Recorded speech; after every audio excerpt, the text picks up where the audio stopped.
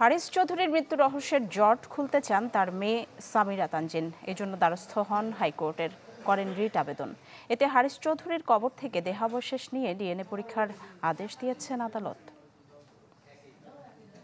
আমরা বাংলাদেশের মানুষরা আপনাদের কাছে দাবি নিয়ে আসব, আপনারা নোয়াখালী থেকে আমাদের দাবি পূরণ করে দেবেন। বিএনপি জামাত জোট সরকারের সময় আলোচিত চরিত্র হারিস চৌধুরী। প্রচণ্ড প্রতাপশালী ও ক্ষমতাধর হারিস ছিলেন তৎকালীন প্রধানমন্ত্রী খালেদা জিয়ার রাজনৈতিক সচিব।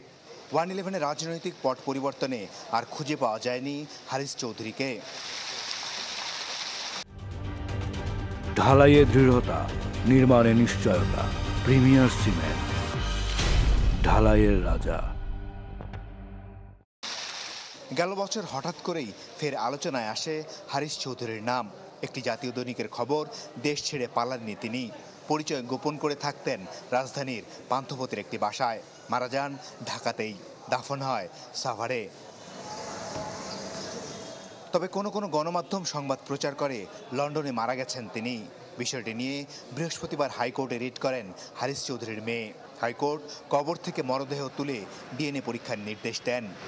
আসলেই ওই লাশটি যে হারিস চৌধুরীর কিনা সেটা ডিএনএ টেস্টের মাধ্যমে যাতে খতিয়ে দেখা হয় এবং সেই রিপোর্টটি বের করার জন্য আদালত নির্দেশনা দিয়েছে। ওনাকে যাতে ওনার শেষ ইচ্ছা অনুযায়ী প্রাপ্য সম্মান সহ একজন মুক্তিযোদ্ধার প্রাপ্য সম্মান সহ ওনার বাড়িতে দাফন করা হয়। এদিন হাইকোর্টে ছিলেন হারিস চৌধুরীর মেয়ে সামিরা তানজিন চৌধুরীও।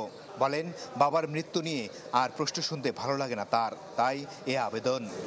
স্বৈরাচারী সরকার, ওদের গোয়েন্দা বিভাগ একটা নাটক রচনা করে আমার বাবার মৃত্যুকে প্রশ্নবিদ্ধ করেছে। এটা নিয়ে একেবারে কখনোই যেন আর কোনো প্রশ্ন না ওঠে সেটা ডিটারমিন করার জন্য, এবং স্বৈরাচারী সরকার যে আমার অধিকার লঙ্ঘন করেছে, আমার বাবার অধিকার লঙ্ঘন করেছে, সেটা রেকটিফাই করার জন্য এই রিটটা অবশ্যই আইনগতভাবে দরকার ছিল। 21 আগস্ট গ্রেনেড হামলা সহ একাধিক মামলায় আসামি করা হয়েছিল হারিস চৌধুরীকে। মাসুদুর রহমান, চ্যানেল 24, ঢাকা।